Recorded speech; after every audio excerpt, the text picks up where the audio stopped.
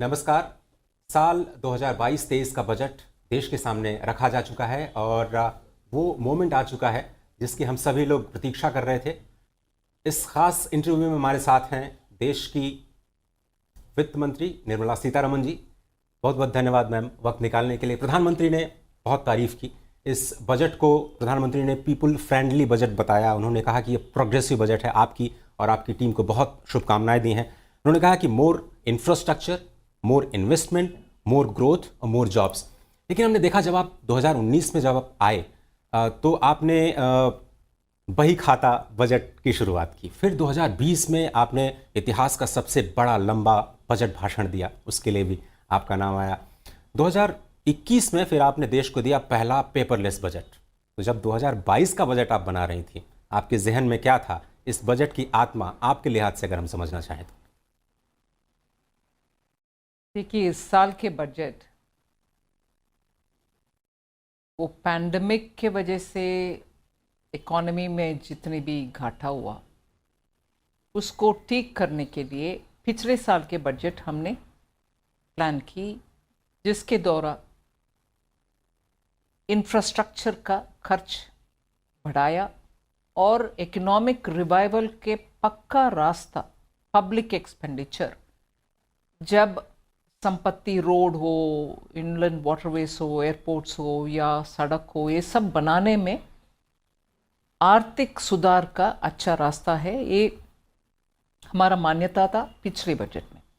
मगर पिछले budget present करने के तुरंत बाद आया सेकेंड वेव, जो भयानक वेव था। किसी का असेसमेंट में नहीं था। उस परिस्थिति में हमने अप्रैल के बाद भी एक और अनाउंसमेंट किया। कुल मिलाकर के 21 का बजट और अप्रैल के बाद में वाला अनाउंसमेंट दोनों इकट्ठा जब आप देखेंगे, इकोनॉमी का आज तक का रिवाइवल का वो था नींव। और उस बजट में हमने पॉलिसी बहुत अनाउंस भी किए, जैसे कि प्राइवेटाइजेशन। पहले बार इस देश में खुलेआम ऑनेस्ट एडमिशन था कि बहुत सारे विषय में सरकार का बिजनेस करना उचित नहीं है, वो बिजनेस चलाना है, बंद नहीं होना। इसीलिए उसमें इक्विटी कैपिटल ले आने के लिए रास्ता ये था कि प्राइवेटाइज करो। उस पॉलिसी भी उस बजट में अनाउंस किया गया। और उसके बाद बजट मतलब जो बोला गया है उतना ही है, उससे नीचे या उससे आगे कुछ नहीं है। ट्रांसपेरेंसी और बजट का स्टेटमेंट में ऑथेंटिसिटी ले आए, वो सब इस बजट में कंटिन्यूड है।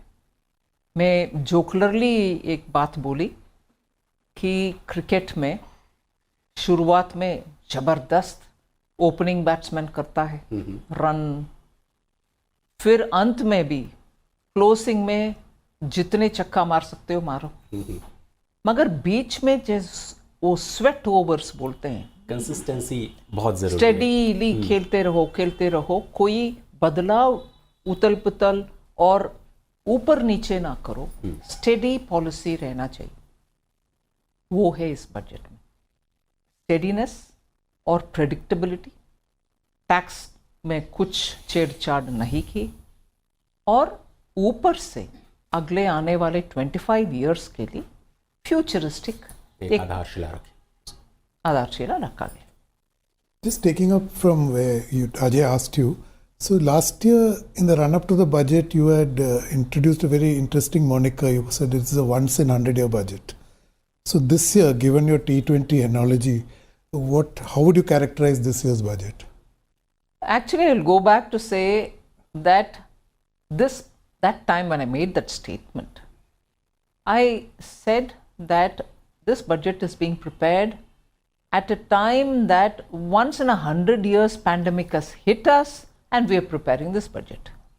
But it so turned out that everybody started saying you're preparing a once in a year budget. No, budget was being prepared in a once in 100 year situation. But never mind. That stuck to me in a way. But this budget is a budget for continuity. It's certainly a budget for sustaining the stimulus which has been given. we want to honestly undertake the public investment in asset creation, public infrastructure expenditure, and only through this we feel that there will be a crowding in of private investments.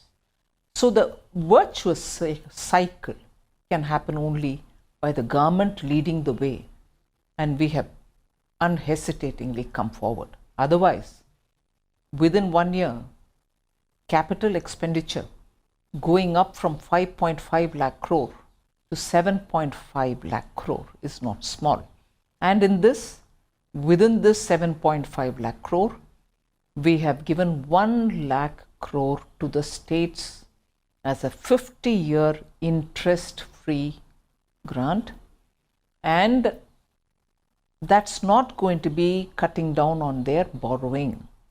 It's over and above the borrowing limit that has been given to them, and therefore it's not a reduction in what they have. On the contrary, it's definitely much, much more than what has been given to them through the Finance Commission. Can I do a quick follow-up? You talked about how this should catalyze, the public investment should catalyze private investment. But we do know for the last more than 10 years, this has not been happening. So do you think this is the turning point where India Inc. will rediscover its mojo? I think so, and I can already see signals in that direction, because I think there are many other compulsion points, if I can use that expression. There are other reasons why India Inc. will have to come forward. We are leading from the front. We are spending, no doubt. We want to have private investment crowding in, but it's also a time where world over there's a lot of churning happening in the way manufacturing sector or service sector has formulated its business. Business models are changing. There's a lot of artificial intelligence coming in. Robotics is taking up. Of course, in a country like India where demographic dividend exists, and also because you have a reasonable number of good graduates, trained manpower, which can be upskilled also, there has to be a good blend of robotics, artificial intelligence, and also looking at employing people. So this is the time when industry, be it in manufacturing or services, there should be a reset, and I think industry seized of it. तो ma'am, अभी तक आपने ये कहा कि ये जो budget है वो इंफ्रास्ट्रक्चर पर फोकस करता है. आपने कैपिटल एक्सपेंडिचर को पिछले दोनों बजट में 34% फिर मोर देन 35% बढ़ाया, जिसका असर निजी क्षेत्र के निवेश पर भी पड़ेगा और उसको ग्रोथ और एम्प्लॉयमेंट के टर्म्स में ट्रांसलेट होना चाहिए. अब मैं आता हूँ खेती बाड़ी पे, क्योंकि वो बहुत इंपॉर्टेंट है. हमने देखा कि 3 कृषि कानून संसद में पास होने के बाद उसको वापस लेने की स्थिति आई, उसके बाद ये बजट आया. ऑब्वियसली अगर वो वापस न लिया जाता तो बजट में थोड़े बहुत हमें अलग बजट देखने को मिलता. अब जो आप सिग्नल देना चाहते हैं, अब क्या लगता है आप, क्योंकि आप पूरे खेती बाड़ी की दशा को बदलने के लिए ये बजट पेश किया गया, एक नींव रखता है जिसमें आप उनको इंडस्ट्री के साथ जोड़ रहे हैं, फूड प्रोसेसिंग के साथ जोड़ रहे हैं, उनको स्टार्टअप्स के साथ लिंक करना चाह रहे हैं, ड्रोन की बात कर रहे हैं आप इस्तेमाल करने की. तो क्या आने वाले दिनों में, आने वाले सालों में खेती की दशा और दिशा क्या बदलने जा रही है, उसकी एक नींव रखता है यह बजट? नहीं, खेती का दशा और दिशा तय करने वाला किसान है. सरकार उनके साथ मदद करने के लिए जितने भी करना है वो करने के लिए तैयार है. जैसे आपने सही बताया कि सिर्फ उनके खेती के द्वारा जो इनकम उनको मिलता है सिर्फ उतना नहीं, उससे हट करके solar power generation, beekeeping, और खेती में भी एक हिस्से में एग्रोफॉरेस्ट्री, फिर प्रोसेसिंग के द्वारा, फिर उनको भी हाई यील्डिंग सीड्स देने के लिए रिसर्च एंड डेवलपमेंट में इस बजट में हमारी एग्रीकल्चरल यूनिवर्सिटीज़ के द्वारा भी बहुत सारे कदम के लिए हमने रास्ता इसमें दिखाया और पैसा भी उसके लिए अलोकेट किए. इसीलिए मैं मानती हूँ, और एक्सपोर्ट के लिए किसान रेल और एयरक्राफ्ट्स के द्वारा, मतलब एरोप्लेन के द्वारा उनके पेरिशेबल गुड्स को, जैसे नॉर्थ ईस्ट से ऑर्गेनिक प्रोडक्ट्स का विदेश में बहुत ही डिमांड है, उनके लिए प्रोडक्ट्स को एयरलिफ्ट करना पड़ता है, नहीं तो उनके logistics being what it is, aggregate करना भी असंभव की बात होता है। ऐसे बहुत सारे रास्ता हम खोज रहे हैं जिसके द्वारा किसान की आमदनी दोगुनी होगी। लेकिन आपने स्पष्ट तौर पर यह कहा है कि पीएम किसान योजना रहेगी, उसके लिए प्रोविजन आपने किया, एमएसपी रहेगा। बहुत सारे लोग कह रहे थे कि एमएसपी लॉ बनाना चाहिए, बहुत सारे लोग कह रहे थे एमएसपी हटा देगी सरकार, लेकिन आप कह रही हैं कि एमएसपी के लिए आप रहेगा नहीं, 2.37 लाख करोड़ सिर्फ एमएसपी रहेगा नहीं, मगर अब तक के कभी नहीं पहले हुआ उतना प्रोक्योरमेंट अभी हो रही है। पिछले 4-5 साल से लगातार एमएसपी हाईएस्ट दिया जा रहा है, रेट भी हाईएस्ट, क्वांटम प्रोक्योरमेंट भी हाईएस्ट, और तुरंत डीबीटी के द्वारा उनके हाथ में पैसा भी जारी है। Minister, if I may take you back to the growth strategy underlying this budget, which is basically looking at massive capital investments. So earlier India used to have a problem that they never had the resources. But now a back of the envelope calculation suggests that at least 20 trillion rupees of resources are available, which means you need about 60 trillion worth of projects in mind. So we do not have at this stage these shovel-ready projects. Do you think that will pose a constraint on this growth? No, I don't think. Since after the introduction of National Infrastructure Pipeline, which was end 19 and early 20, we have been adding a lot of projects as well to that list. And many states have come with very well-designed projects with which we are able to move forward. Over and above what is in that, there's also a keenness now among states to compete for renewable energy related projects.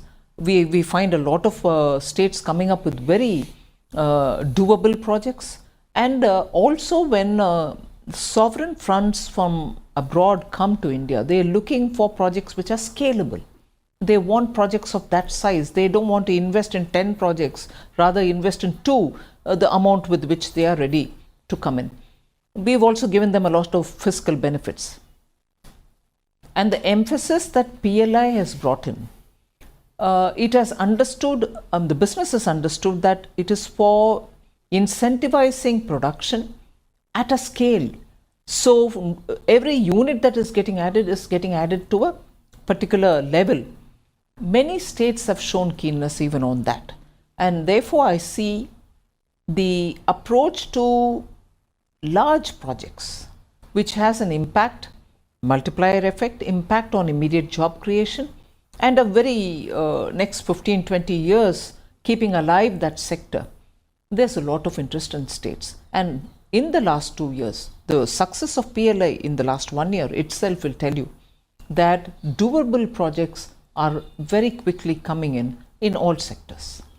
Ma'am, अगर मैं दूसरा सवाल अपना रोजगार पर केंद्रित कर पाऊँ तो बहुत सारे लोग ये सवाल उठा रहे हैं कि क्या ये बजट रोजगार को बढ़ावा देने वाला होगा नहीं। क्या वो आप स्पेसिफिक पॉइंट्स हमें दे सकती हैं, चाहे वो एमएसएमई के जरिए हो या पीएलआई जिसका जिक्र आपने अभी किया, रोजगार को कैसे बढ़ावा मिलेगा इस बजट से जिसकी सभी लोग उम्मीद कर रहे हैं? सिर्फ पीएलआई के द्वारा हमने कंजर्वेटिव एस्टिमेट बोल रहे हैं 60 लाख का जॉब्स क्रिएट होगा।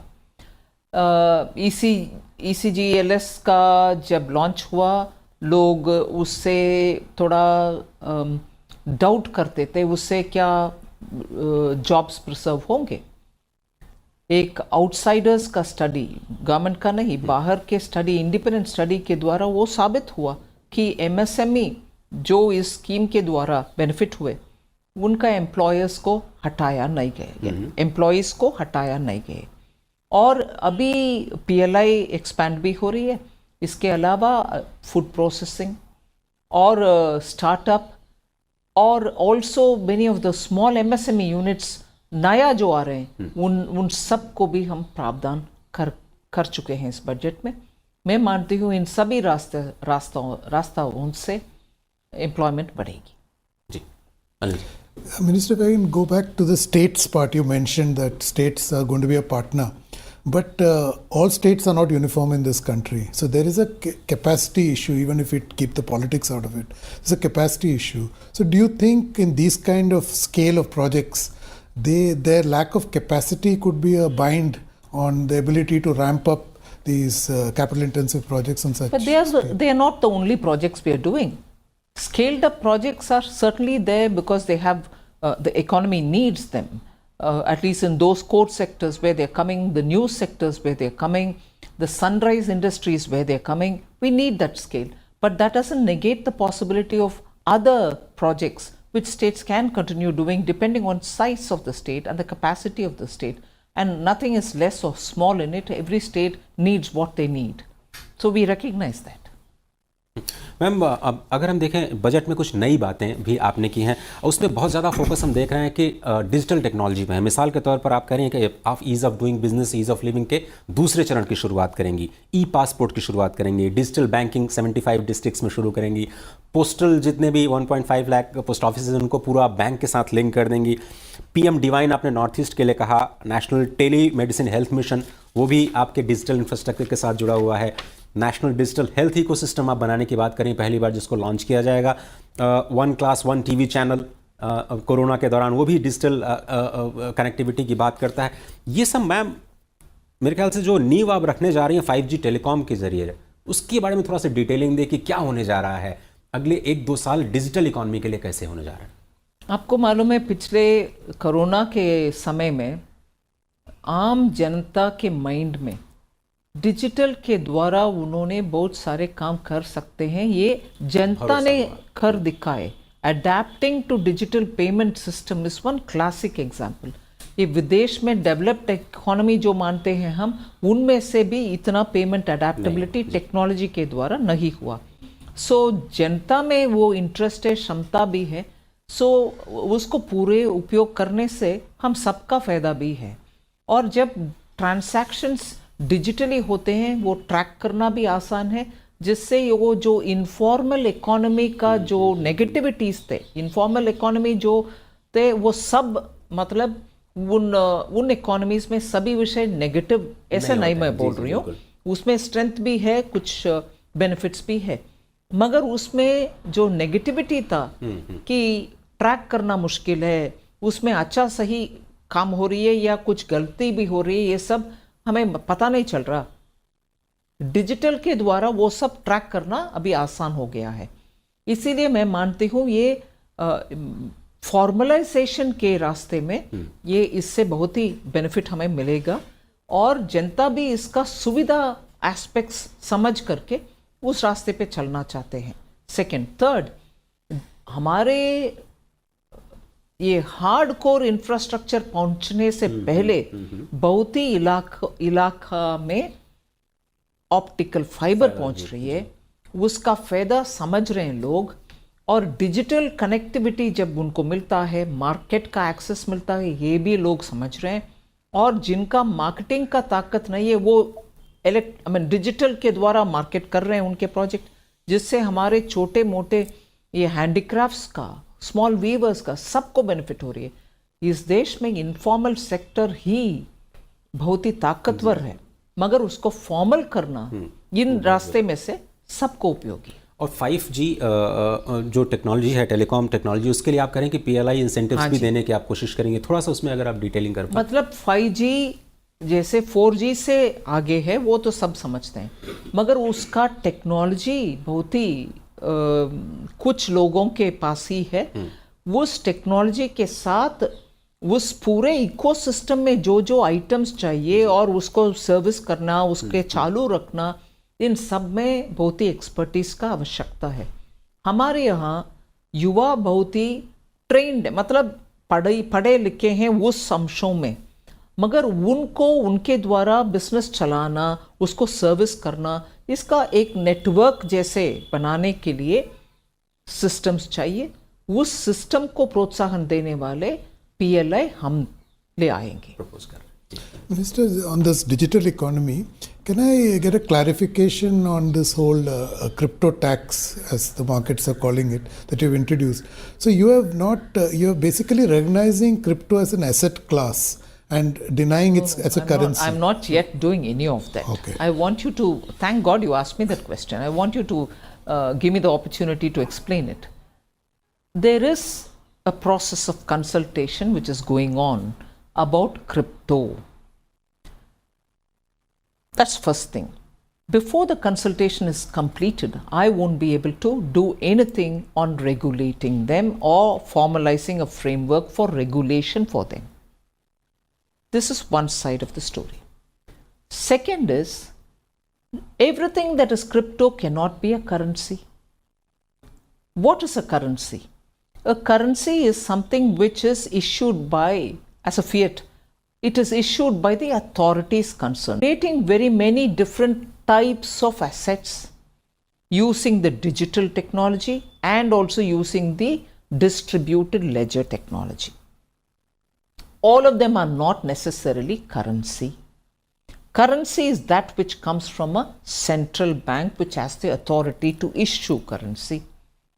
So what we have now made a provision for is for the Reserve Bank of India to issue a digital currency. And that obviously will be riveted in or based on certain value of gold or money or government's, assets or something of that kind. So it will be asset backed.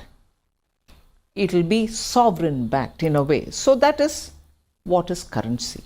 The rest of them, we don't know yet how we are going to regulate them because consultation is going on.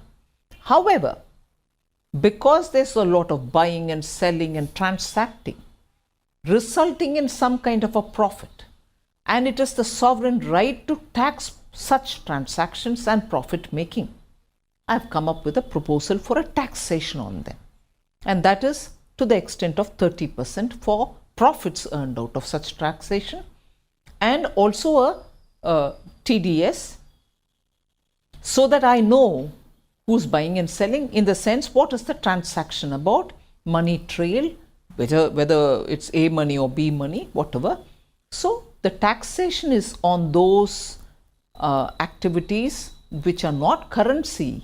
Currency is with the Reserve Bank, but these are some kind of assets being bought and sold. Various types of it.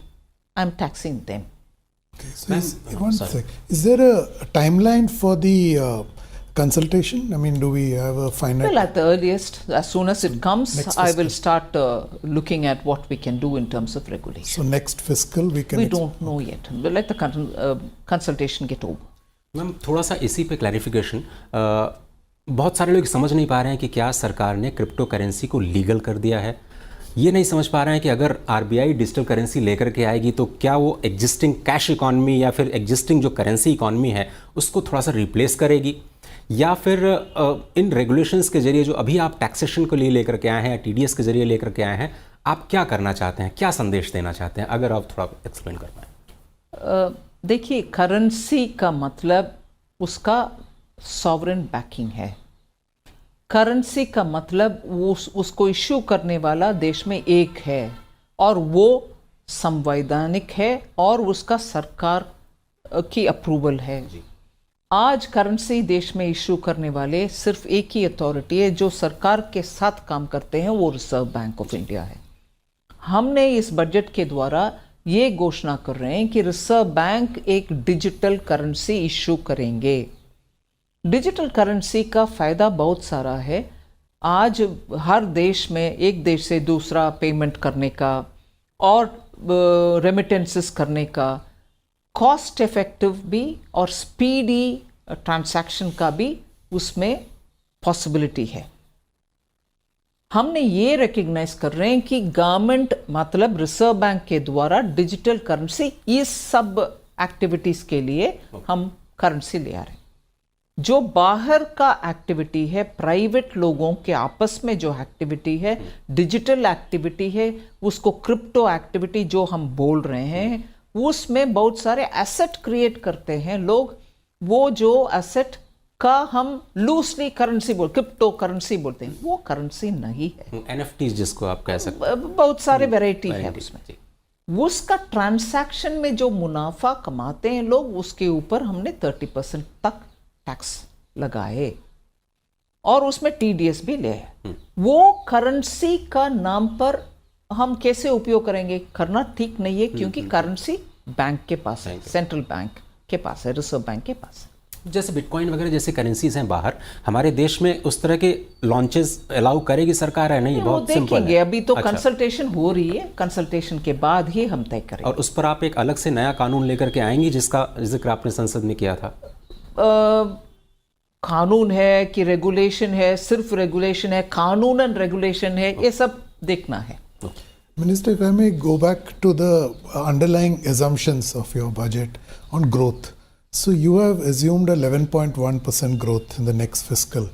So a little on the conservative side from what analysts had expected. So what is the logic of, is it because you anticipate some headwinds, or is it that you have last year you have perfected this of under promise and over deliver like you did with all your revenues? So is it part of that, or is it just being pragmatic? It's not under promising, it's being realistic. One. And secondly, when last year's BE was brought in, we hadn't seen Omicron. We hadn't seen the second wave. At that time, before the second wave, I had given the budget. Now, second wave has come. Hopefully, it's gone. Now, Omicron is on. But even more, you have the US Fed. You also have the international crude oil prices going up. Metals have become very expensive. So, we will have to keep all this in mind. We are not getting into details of which is considered a challenge, which is a headwind, which is not. But at the same time, I think Prime Minister has been very clear that we will have to work out to make the budget a lot more a speaking document. It should say what it has. There's no point in saying things beyond a certain, and that's what we followed. So quick follow-up. So the contact economy, because our vaccination program is now more or less heading towards conclusion. So in this, the expectation is that it will create the right ecosystem to revive the contact economy once more. So are you anticipating an upside, a pleasant upside in the next fiscal from the contact economy coming back, because services is almost 50% of India's GDP at this point? Yes, but equally I have made a provision for helping the hospitality and contact intensive sectors. I've just mentioned it as hospitality and related sectors because I've not described them, but broadly I've mentioned hospitality and contact intensive. We've made a provision of 50,000 crores of sovereign guaranteed loans to be given, which is what we did in the ECG LS, which was a successful way of helping the MSMEs. Similar, we want to have a treatment given for hospitality. For that, additionally 50,000 has been given. वित्त मंत्री जी, अब मैं बात करना चाहता हूँ आत्मनिर्भर भारत योजना की, और मैं आप ही से बोरो कर रहा हूँ क्योंकि आपने कई सारे चरणों में वो पैकेज का ऐलान किया जब कोरोना की महामारी देश पे आई, और उसी के साये तले हमने ये दूसरा बजट देखा, आप लगातार लेकर के आई हैं। आपने डिफेंस की स्पेसिफिकली बात की कि 68% हमारा डिफेंस प्रोक्योरमेंट जो मेक इन इंडिया होगा, और कस्टम्स के जो कुछ कस्टम ड्यूटी के जो प्रोविजंस हैं वो भी मेक इन इंडिया को प्रमोट करने के लिए। अगर हम आज के 5 साल डाउन द लाइन हम देखें, आत्मनिर्भर भारत का जो एक तरह से शुरुआत आपने इस देश को दी, वो कहाँ पर जाता हुआ दिखाई दे रहा है, अगर उसकी डायरेक्शन आपके जरिए हम समझ? अच्छा चल रही है और उसका डायरेक्शन पॉजिटिव है, और आगे भी उसका स्ट्रेंथन हम करते रहेंगे। 68% आपने सही कहा, डिफेंस का प्रोक्योरमेंट बजट में 68% तक भारत में जो उत्पादन होते हैं उन सभी सामानों को, सामग्री को आर्म फोर्सेस खरीदेगी। उसके अलावा ये भी हमने किया कि 65% ऑफ R&D बजट जो डिफेंस का होता है वो भी भारत देश में रिसर्च करें, DRDO के साथ करें, और इनोवेशन भी इधर ही हों। और इससे पहले हमने 200 आइटम्स को आइडेंटिफाई करके डिफेंस को ये भी कहा कि वो खरीदें, अगले 10 साल तक उसका गारंटी SMEs को दें, जिससे उनको मालूम होगा कि आज खरीद लिया मगर कल खरीदेंगे कि नहीं खरीदेंगे, वो डाउट रहना चाहिए। अगला 10 साल के लिए उनको ऑर्डर पक्का होना चाहिए। ऐसे बहुत सारे हम कदम उठा रहे हैं जिससे मुझे बिल्कुल भरोसा है कि आत्मनिर्भर भारत का संदेश जनता भी समझ रहे हैं और उस रास्ते पर जल्दी बहुत सारे उस गाड़ी पर चढ़ रहे हैं। आगे बढ़ाने के लिए। तो जो सोलर में आपने प्रोविज़न किया या फिर PLIs के जरिए जो अलग अलग सेक्टर्स हैं उस पर आप फोकस कर रहे हैं, आपको लगता है कि हम जल्दी ही, जैसे सेमीकंडक्टर चिप की बड़ी समस्या आई है इसी दौरान हमने देखी, मगर तो हम सेमीकंडक्टर्स को भी PLI के द्वारा हेल्प कर रहे हैं। बिल्कुल ठीक। Minister, staying on the expenditure theme, one criticism that has been leveled is that in your estimates on fertilizer spending, food subsidy, on rural development, compared to RE, they are almost the same or lesser in this. Is it because they are all comparing the current BE with the last RE? RE. How right is that? BE is compared with the BE. You don't compare BE with RE. Okay, no, my question was that is it your budgeting low because it's a demand linked? That's right. When programs are demand driven, we give it as and when we get the data. So if at the moment you see that this amount will take care of the immediate couple of months, we give it. And there's always a supplementary demand in the monsoon session or in the winter session through which we can always bring in additional resources which is required. Many of these programs, because they are demand driven, you really cannot estimate what will happen after 3 months or after 4 months, and there's no point in putting it up front and waiting for people to drive the program. As and when demand arises, we'll keep filling it. So quick follow-up that your economic survey yesterday talked about agile fiscal planning. So given that and given the uncertainties which you have mentioned, so can we expect that a similar kind of agile, I mean, if the circumstances require, you would go back to coming with these mini budgets? Absolutely, absolutely. We'll keep ourselves very close to the ground and understand what's happening and keep responding accordingly. वित्त मंत्री जी, अब थोड़ा सा growth पे वापस आते हैं। बहुत सारे एजेंसीज का प्रोजेक्शन यह है कि भारत दुनिया की सबसे तेज़ रफ्तार अर्थव्यवस्था इस वक्त है, अगले 3 सालों तक बने रहने की उसमें क्षमता है। जो आपने ये कहा कि ये जो आधारशिला हमने 25 सालों की रखी है उसमें PM गति शक्ति एक बहुत बड़ा फैक्टर है। आपने बताया कि जो 7 उसके पिलर्स हैं जिसको साथ लेकर के जाएंगे, नेशनल इंफ्रास्ट्रक्चर पाइपलाइन को आपने उसमें सबमर्ज कर दिया है। ये जो पोटेंशियल है सबसे तेज़ रफ्तार अर्थव्यवस्था बने, कौन से सनराइज सेक्टर्स और कौन से फैक्टर्स हैं जो इसको फ्यूल करने जा रहे हैं, जिस पर सरकार का ध्यान अगले 2 से 3 सालों में रहने वाला है? ये सातों के साथ आगे चलेंगे, क्योंकि ऑप्टिमम यूटिलाइजेशन ऑफ रिसोर्सेस, अगर उसके लिए हम काम करना है और उसमें सेंस है, नहीं तो एक रोड आपने अच्छा बना दिया मगर अगल बगल में कोई इंडस्ट्रियल यूनिट नहीं है, कोई रेसिडेंशियल यूनिट नहीं है, पॉइंट टू पॉइंट आप सोच रहे हो।